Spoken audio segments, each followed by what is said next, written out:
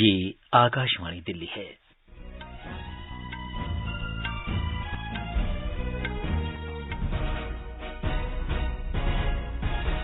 प्रधानमंत्री नरेंद्र मोदी ने आज मन की बात कार्यक्रम में अपने विचार साझा किए और कहा कि इस वर्ष स्वतंत्रता दिवस से पहले ही शहीदों के सम्मान में मेरी माटी मेरा देश अभियान शुरू किया जाएगा। स्वास्थ्य और परिवार कल्याण मंत्री डॉक्टर मनसुख मांडविया ने कहा है कि नरेंद्र मोदी सरकार देशवासियों को सस्ती स्वास्थ्य सुविधाएं सुलभ कराने के लिए प्रतिबद्ध है। आयकर विभाग ने इस वर्ष आयकर रिटर्न भरने वाले लोगों की संख्या में पिछले वर्ष के मुकाबले उल्लेखनीय वृद्धि दर्ज की है। दिल्ली के पर्यावरण एवं वन मंत्री गोपाल राय ने आज दक्षिणी जिले के असोला भाटी से तीसरे वन महोत्सव की शुरुआत की और दिल्ली विधानसभा में नेता प्रतिपक्ष रामवीर सिंह बिधूड़ी ने दिल्ली जल बोर्ड के पिछले 8 साल के कामकाज की स्वतंत्र एजेंसी से जांच कराने की मांग की है।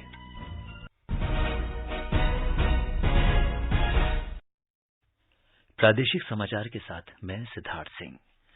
प्रधानमंत्री नरेंद्र मोदी ने कहा है कि इस वर्ष स्वतंत्रता दिवस से पहले ही शहीदों के सम्मान में मेरी माटी मेरा देश अभियान शुरू किया जाएगा। आकाशवाणी से मन की बात कार्यक्रम में आज उन्होंने कहा कि अमृत महोत्सव के दौरान शहीदों की स्मृति में कई कार्यक्रम आयोजित होंगे और लाखों ग्राम पंचायतों में विशेष शिलालेख भी स्थापित किए जाएंगे। श्री मोदी ने कहा कि मेरी माटी मेरा देश अभियान के अंतर्गत देशभर में अमृत कलश यात्रा आयोजित की जाएगी। ये यात्रा देश के कोने कोने से 7,500 कलशों में मिट्टी और पौधे लेकर दिल्ली पहुंचेगी। प्रधानमंत्री ने कहा कि दिल्ली में राष्ट्रीय समर स्मारक के पास अमृत वाटिका बनाई जाएगी, जिसमें देशभर से लाई गई मिट्टी और छोटे पौधों का उपयोग किया जाएगा।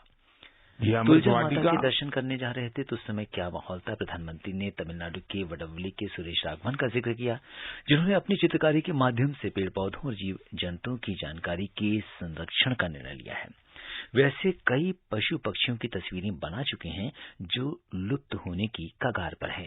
प्रधानमंत्री ने अमेरिका द्वारा हाल ही में लौटाई गई कई दुर्लभ कलाकृतियों का उल्लेख किया, जो 250 से 2500 वर्ष तक पुरानी हैं और अलग अलग क्षेत्रों से संबंधित हैं।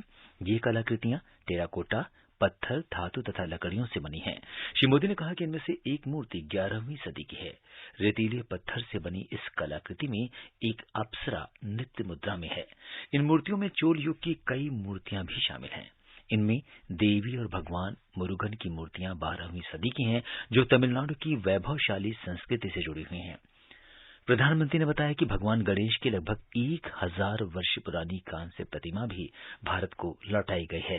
एक अन्य प्रतिमा उमा महेश्वर की है, जो 11वीं सदी की है और जिसमें दोनों देवता ललितासन में नंदी पर आसीन हैं। लौटाई गई मूर्तियों में जैन तीर्थंकरों की 2 प्रस्तर प्रतिमाएं भी हैं। प्रधानमंत्री ने भारत की इन अनमोल धरोहरों को लौटाने के लिए अमेरिका सरकार को धन्यवाद दिया है। उन्होंने विश्वास व्यक्त करते हुए कहा कि इन प्रयासों से देश में सांस्कृतिक धरोहरों की चोरी को रोकने के प्रति जागरूकता बढ़ेगी। प्रधानमंत्री ने उत्तराखंड के चमोली जिले की नीतिमाणा घाटी की माताओं और बहनों के पत्र की चर्चा की, जो भोजपत्र के संबंध में शोपा की उम्र 100 साल से अधिक है और वे पिछले 40 वर्ष से योगाभ्यास कर रही हैं। उन्होंने अपने स्वास्थ्य का श्रेय योग को दिया है और वे भारतीय योग विज्ञान और उसकी सामर्थ्य का एक बड़ा चेहरा बन गई हैं। प्रधानमंत्री ने आज उज्जैन का भी उल्लेख किया, जहां देश के 18 चित्रकार पुराणों पर आधारित आकर्षक चित्रकथाएं बना रहे हैं। ये तस्वीरें अलग अलग शैलियों की होंगी, जिनमें बूंदी शैली, नाथद्वारा शैली, पहाड़ी शैली और कई अन्य शैलियां शामिल हैं। ये तस्वीरें उज्जैन के त्रिवेणी संग्रहालय में प्रदर्शित की होंगी। श्री मोदी ने राजकोट के कलाकार प्रभात सिंह मोडभाई बरहाट की अनूठी चित्रकारी की चर्चा भी की, जो छत्रपति शिवाजी महाराज के जीवन के एक प्रसंग पर आधारित हैं। श्री मोडभाई ने इस चित्र में दिखाया है कि राज्याभिषेक के बाद शिवाजी जब कुलदेवी के साथ इस चित्रकला में शामिल हैं।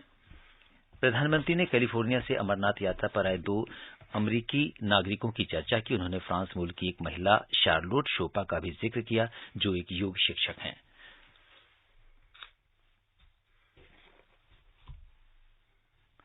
प्रधानमंत्री ने कहा कि पिछले वर्ष स्वतंत्रता दिवस पर देश भर में हर घर तिरंगा अभियान चलाया गया था और इस वर्ष भी हर घर पर तिरंगा फहराया जाना चाहिए। उन्होंने कहा कि देशवासियों को स्वतंत्रता सेनानियों को सदैव स्मरण रखना चाहिए और उनके सपनों को साकार करने के लिए अनवरत प्रयास करते रहना चाहिए। प्रधानमंत्री ने कहा कि नशा मुक्त भारत अभियान की शुरुआत 15 अगस्त 2020 को की गई थी। इसका उद्देश्य भावी पीढ़ी को नशीले पदार्थों से दूर रखना है। उन्होंने बताया कि अब तक इस अभियान से 11 करोड़ से अधिक लोग जुड़ चुके हैं।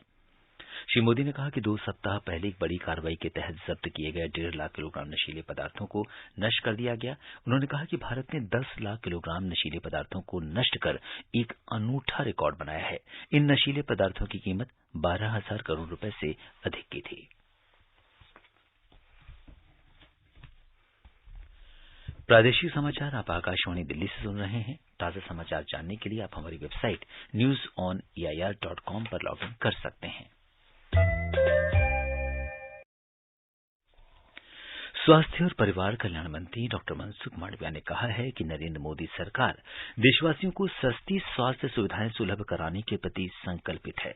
उन्होंने ये बात कल नई दिल्ली में अखिल भारतीय आयुर्विज्ञान संस्थान एम्स की केंद्रीय संस्थान निकाय CIB की 7वीं बैठक और राष्ट्रीय स्वास्थ्य और परिवार कल्याण संस्थान के चिंतन शिविर में कही। CIB एम्स के लिए आर्थिक बुनियादी ढांचा, रिक्त पदों, भर्ती नीतियों के कार्यान्वयन, चुनौतियों और खरीद के मामलों पर निर्णय लेने वाली सर्वोच्च संस्था है।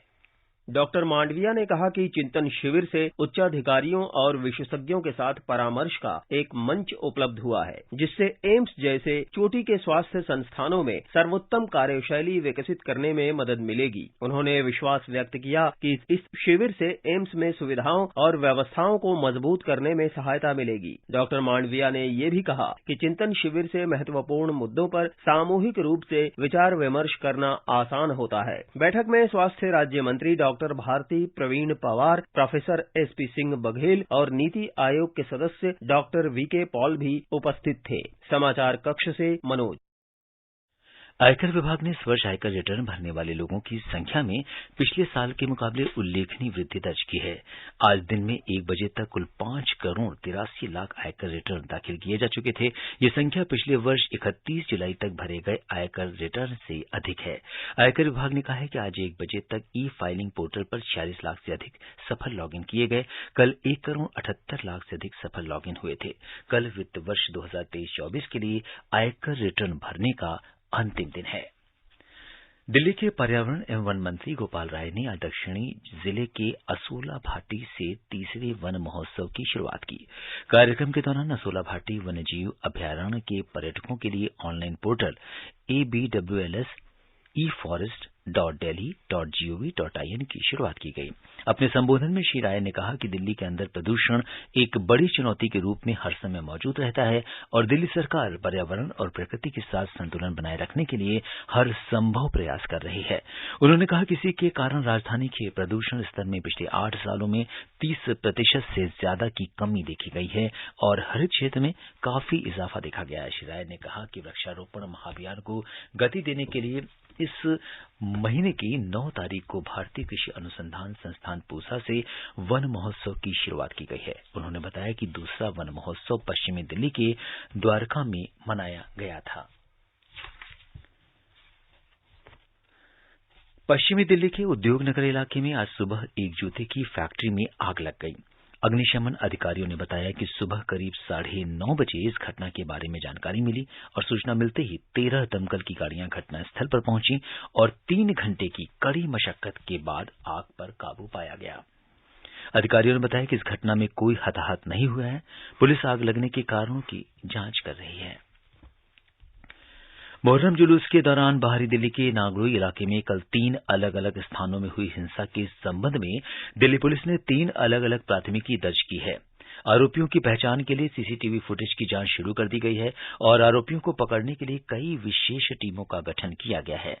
क्षेत्र में शांति बनाए रखने के लिए पुलिस बल तैनात किया गया है। बाहरी जिले के पुलिस उपायुक्त हरेंद्र सिंह ने बताया कि स्थिति अभी सामान्य है। दिल्ली विधानसभा में नेता प्रतिपक्ष रामवीर सिंह विधूड़ी ने दिल्ली जल बोर्ड के पिछले 8 साल के कामकाज की स्वतंत्र एजेंसी से जांच कराने की मांग की है। एक प्रेस विज्ञप्ति में श्री विधूड़ी ने कहा कि केजरीवाल सरकार के निकम्मेपन के कारण दिल्ली जल बोर्ड का घाटा लगातार बढ़ता जा रहा है और पिछले 5 सालों में ये घाटा 170% बढ़कर 70,000 करोड़ को पार कर गया है। उन्होंने कहा कि जल बोर्ड के पास खर्चे का कोई हिसाब किताब नहीं है। श्री विधूड़ी ने कहा कि दिल्ली सरकार हर साल जल बोर्ड को कर्मचारियों की वेतन के लिए 900 करोड़ रुपया दे रही है। उन्होंने आरोप लगाते हुए कहा कि यमुना की सफाई और संसाधन बढ़ाने के लिए दिए गए राशि को भी बिना मंजूरी के दूसरी मदों में खर्च कर दिया गया है। विदेश मंत्री एस जयशंकर ने कहा है कि देश के सेमीकंडक्टर मिशन का उद्देश्य घरेलू मांग को पूरा करने के अलावा दूसरे देशों को भी विश्वसनीय सेमीकंडक्टर उपलब्ध कराना है। गुजरात की राजधानी गांधीनगर में आयोजित सेमीकॉन इंडिया सम्मेलन को आज वर्चुअली संबोधित करते हुए उन्होंने कहा कि दुनिया भर में आवश्यक और उभरती प्रौद्योगिकी का महत्व बढ़ रहा है और भारत इस क्षेत्र में अपनी भूमिका से वैश्विक अर्थव्यवस्था में महत्वपूर्ण योगदान कर सकता है। उन्होंने कहा कि भारत का semiconductor mission make in India और मेक फॉर द वर्ल्ड का एक बड़ा उदाहरण है। प्रादेशिक समाचार आप आकाशवाणी दिल्ली से सुन रहे हैं। ताजा समाचार जानने के लिए आप हमारी वेबसाइट newzoneair.com पर लॉगिन कर सकते हैं।